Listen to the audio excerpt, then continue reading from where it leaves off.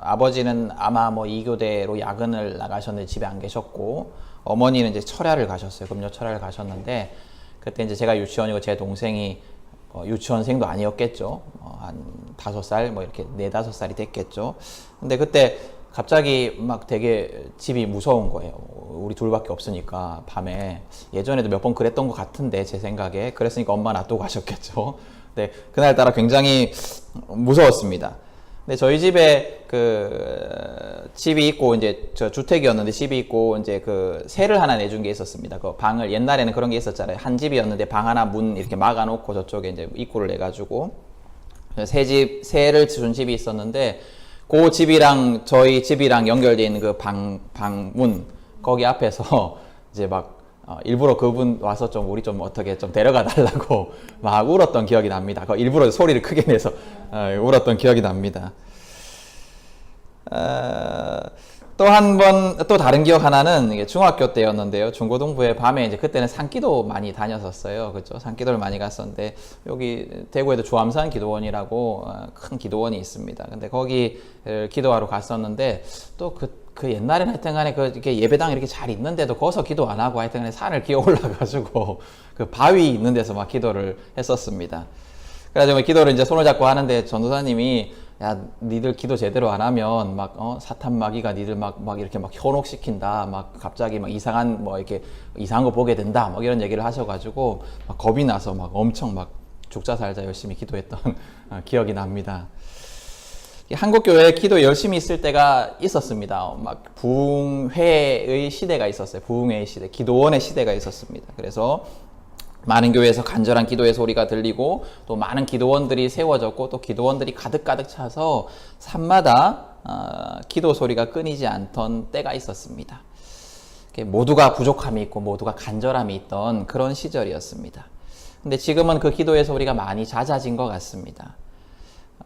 뭐 좀 먹고 살만해서 그런지 뭐 잘 모르겠어요. 근데 그렇다고 해서 우리가 지금 먹고 살만해졌다고 해서 우리가 기도가 덜 간절해진 것도 아니고 기도가 덜 필요한 것도 아닙니다. 지금도 여전히 기도가 중요한 시절입니다.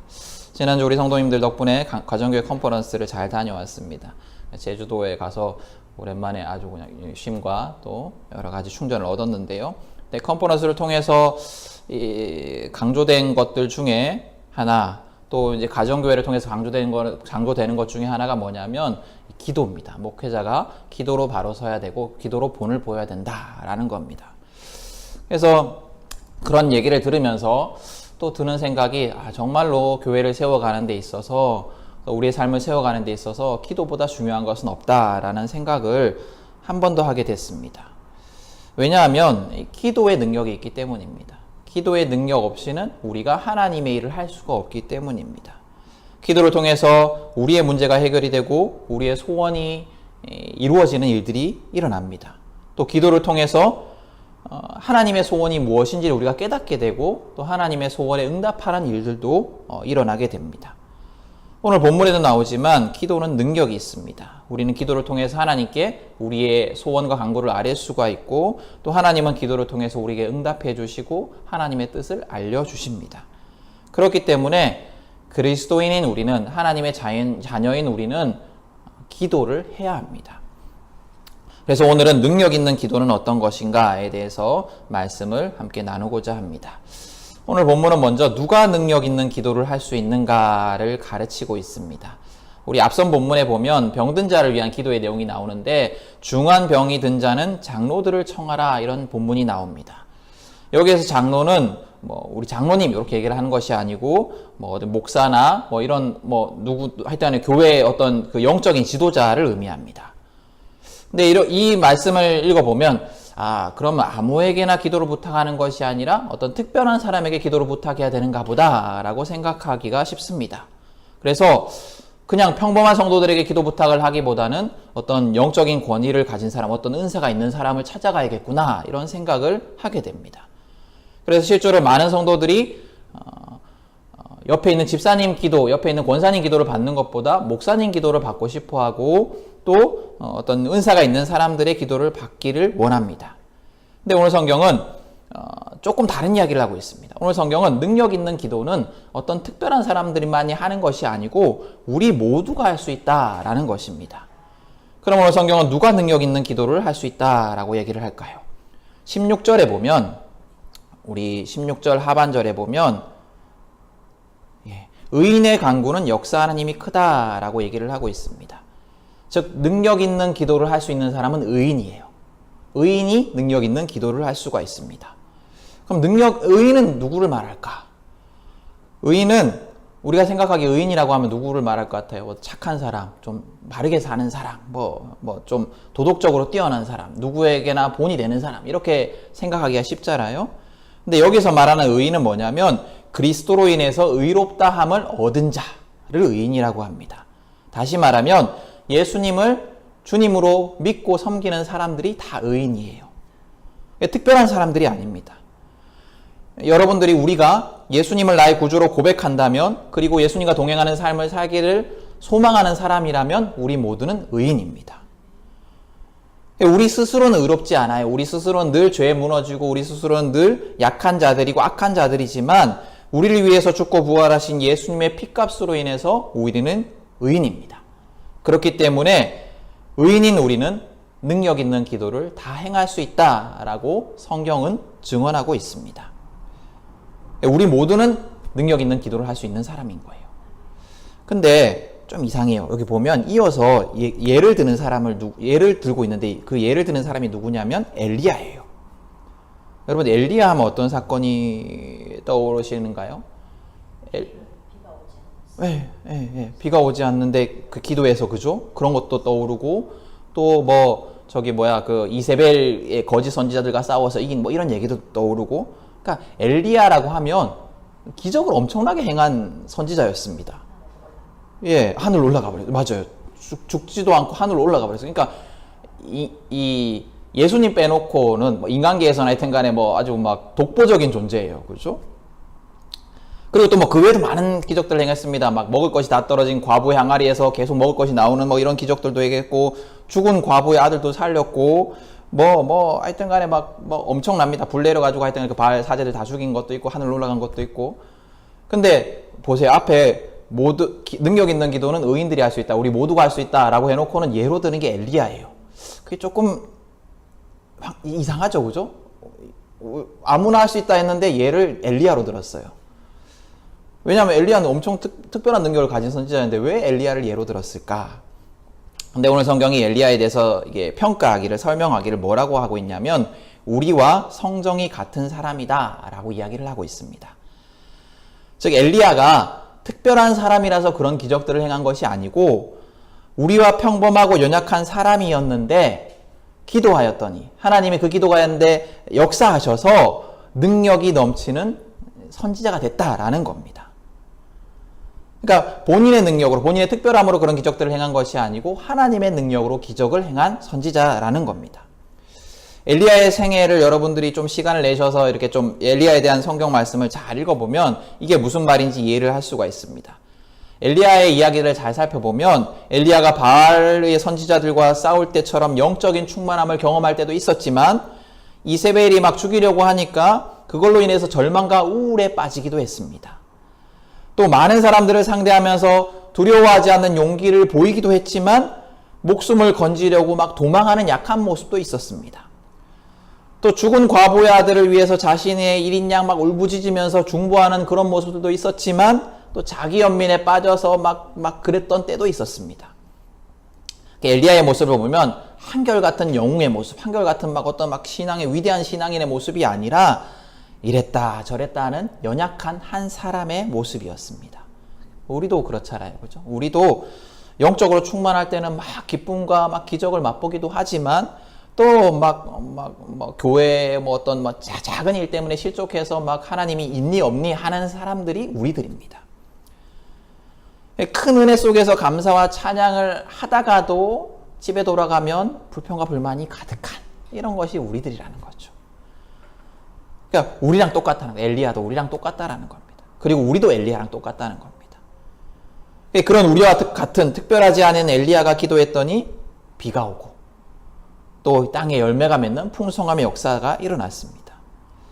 이처럼 능력 있는 기도는 특별한 사람만이 할 수 있는 것이 아니고 그리스도로 말미암아 의인된 우리 모두, 그리스도로 말미암아 의인이 되었지만 여전히 연약한 우리 모두가 할 수 있는 기도라는 겁니다. 자, 그러면 우리가 어떻게 기도해야 할까? 어떻게 기도하면 능력 있는 기도를 할 수 있을까? 오늘 성경이 가르치기를 서로 기도하라 라고 가르치고 있습니다. 우리 16절에 보면 서로 기도하라. 능력 있는 기도는 어떻게 해야 되느냐? 서로를 위해서 중보할 때 이루어진다라는 겁니다.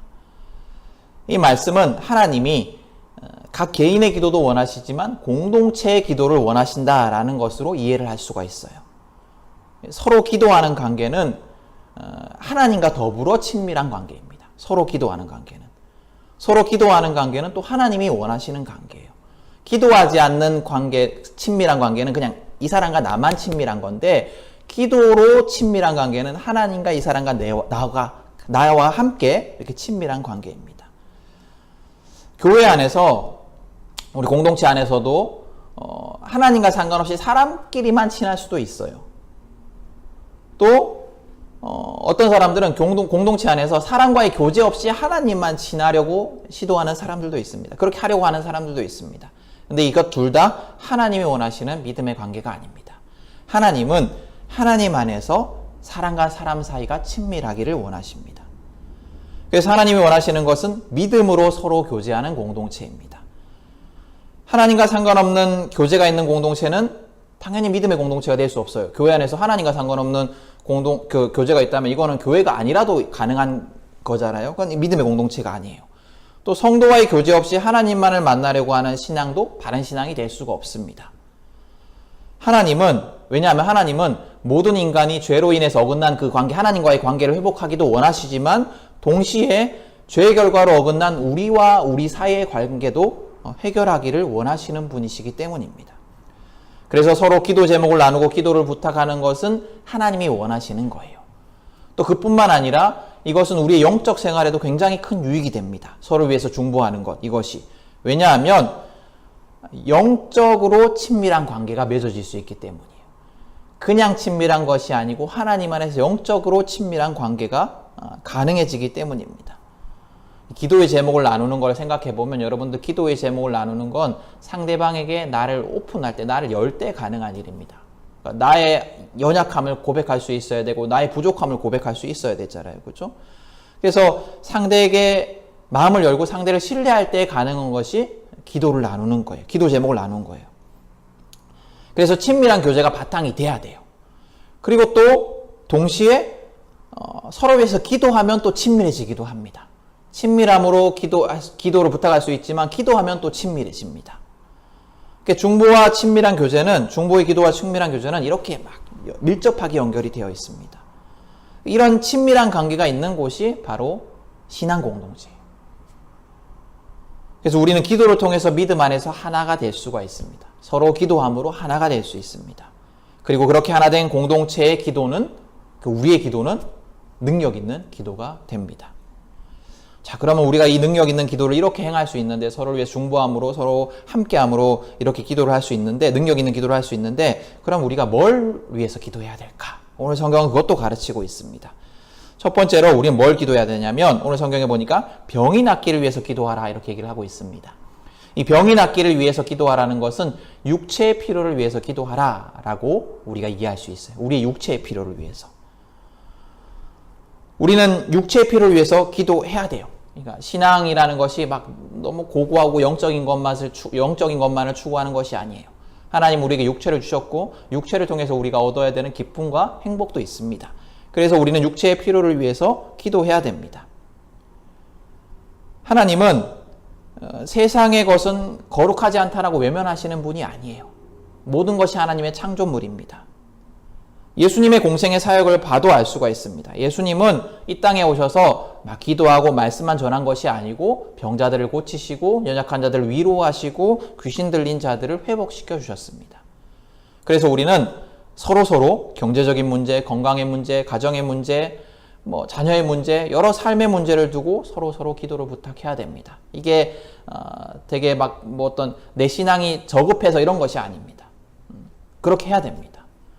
그리고 우리는 그 모든 문제를 두고 기도할 때 하나님이 우리의 모든 삶의 부분의 해결자 되심을, 또 우리의 인생의 충분한 분이 되심을 우리가 경험할 수가 있습니다. 하나님 한 분만으로 충분하다라는 것을 우리가 경험할 수가 있습니다.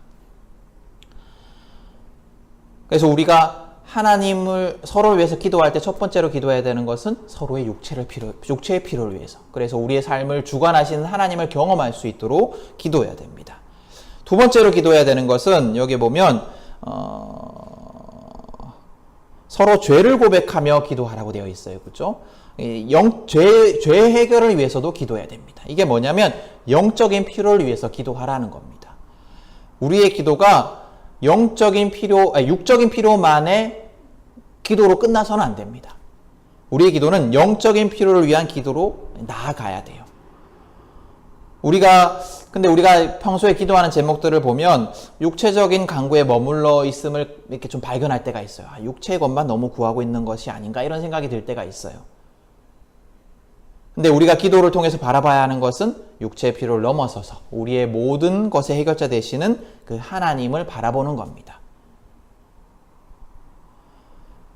이 죄의 문제, 이것이 우리 영적인 문제의 핵심이에요. 오늘 죄 고백을 얘기하는데 죄의 문제가 우리 영적 문제의 핵심입니다. 우리의 구원은 죄 문제의 해결을 의미하고 구원받은 자의 삶을 계속해서 괴롭히는 것도 사실은 죄의 문제입니다.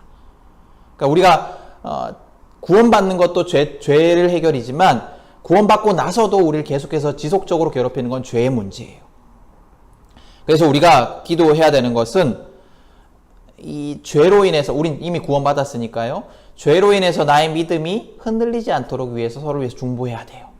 또 우리 가운데 주님을 알지 못하는 자들을 위해서 중보할 때는 그 사람의 죄의 문제가 해결되도록, 그 사람이 주님 앞에서 죄의 문제를 해결받도록 위해서 중보해야 됩니다.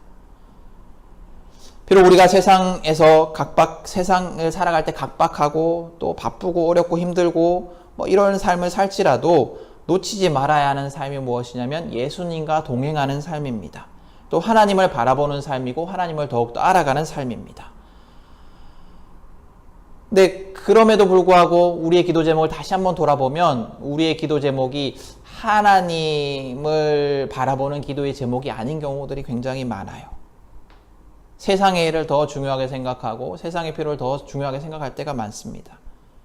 그래서 영적인 구원, 영적인 성장, 또 하나님과의 관계의 회복, 하나님과의 친밀한 교제, 이런 것들을 위해서 기도하기보다는 당장의 어떤 성공, 당장의 평안을 위해서 기도할 때가 있습니다. 근데 사실은 이것도 중요하지만 나에게 정말로 절실히 더 필요한 기도는 하나님을 향한 기도입니다. 나의 죄의 문제를 향한 기도입니다. 그래서 우리가 기도할 때 두 번째로 기도해야 되는 것은 우리 영적인 필요를 위해서, 하나님과의 관계를 위해서, 이 죄 문제를 위해서 계속해서 기도해야 합니다. 자, 이렇게 우리는 서로에게 기도 제목을 나누고 서로를 위해서 기도함으로 능력 있는 기도를 경험할 수 있고, 또 우리가 이 능력 있는 기도를 가지고 기도해야 하는 것은 영과 육의 문제, 두 가지를 두고 함께 기도해야 합니다. 근데 우리가 이렇게 능력 있는 기도를 이렇게 하면 된다라고 성경이 가르치고 있는데, 이 기도에 있어서 정말로 필수적이고 중요한 진리가 있어요. 그게 뭐냐면 능력 있는 기도는 예수님 안에서만 가능하다라는 겁니다. 여러분, 능력 있는 기도는 우리의 치료자 되시는 예수님을 바라보는 기도입니다. 예수님이 이 땅에서 하신 것처럼 그분은 우리의 병을 고치시고 우리의 배고픔을 해결해 주시는 분이십니다. 그분은 우리의 필요를 너무나 잘 아세요. 육신으로 이 땅에 계셨기 때문에 우리의 필요를 너무나 잘 아세요. 그리고 그 필요가 잘못된 것이다 라고 생각하지 않으시는, 무시하지 않으시는 분이십니다. 그분은 우리와 같은 육체의 몸을 가지셨기 때문에 우리 삶의 필요에 대해서 누구보다도 잘 아시는 분이십니다. 그렇기 때문에 우리는 예수님을 바라보는 기도를 통해서, 예수님을 구하는 기도를 통해서 모든 육체의 질고에서 해결될 수 있습니다. 해방될 수가 있습니다. 또 예수님은 십자가와 부활을 통해서 우리의 영적인 문제도 해결하신 분이십니다. 우리를 죄에서 해방시켜 주신 분이십니다.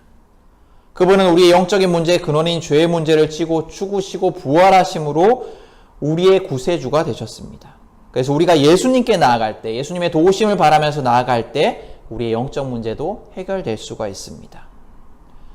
또 능력 있는 기도는 예수님 바랄 뿐만 아니라 예수님 만나는 기도입니다. 우리가 예수님을 바라며 기도할 때, 우리가 예수님을 바라보면서 기도할 때, 예수님을 구하면서 기도할 때 예수님 우리에게 찾아와 주십니다. 그리고 우리와 만나 주십니다. 예수님은 우리의 모든 기도와 간구 가운데 우리를 만나 주십니다. 우리가 기도할 때 우리의 필요에만 집중해서 내가 얻어야 되는 것에만 집중해서 기도하는 것이 아니라 예수님을 바라보고 예수님을 구하며 기도하면 예수님께서 우리의 모든 문제의 근원의 해결자 되시는 예수님께서 우리를 찾아와 주시고 우리를 만나 주십니다. 그리고 예수님께서 우리를 만나 주실 때 우리의 모든 기도가 온전한 응답을 받을 수가 있습니다. 우리가 십자가의 예수님을 만날 때, 그분의 사랑과 희생과 은혜를 경험할 때, 그리고 그분을 만남으로 우리의 모든 욕망과 피로가 그분에게 우리의 모든 욕망과 피로에 고정되어 있는 우리의 시선이 예수님께 고정될 수가 있고, 그렇게 될 때 우리의 모든 문제가 해결될 수가 있습니다. 우리가 기도할 때 바라는 것은 이 문제가 해결되기를 바라지만 정말로 근원적인 해결은 뭐냐면 예수님 안에서 이 문제를 바라보는 우리의 시선이 변화되는 거예요. 세상을 바라보는 우리의 시선이 변화되고 우리의 인생을 바라보는 우리의 시선이 변화되는 거예요. 그건 예수님을 만나야만 가능한 일입니다. 그리고 또 예수님을 만날 때 우리가 기도한 이 문제가 해결되기 이전에 우리가 해결돼야 되는 것이 무엇인지도 알 수가 있어요. 예를 들어서 우리는 어떤 돈의 문제만을 위해서 기도하지만 우리가 그 기도 가운데 예수님을 만나면 이 돈 문제가 해결되기 전에 미리 해결돼야 되는 이 문제의 근원에 대해서 우리가 깨달아 알 수 있다라는 겁니다. 예수님 만날 때. 그래서 예수님 만날 때 내 기도가 잘못 구하는 기도인지 아닌지도 알 수가 있고, 예수님 만날 때 내 기도의 근원적인 문제가 무엇인지도 알 수가 있다라는 겁니다. 이렇게 우리는 예수님 만날 때 진정으로 능력 있는 기도를 행할 수 있고 진정으로 능력 있는 기도의 응답을 받을 수가 있습니다. 예수님의 능력으로 우리의 기도는 능력 있는 기도가 될 수가 있습니다. 여러분, 오늘 능력 있는 기도라는 제목을 가지고 말씀을 나누었습니다.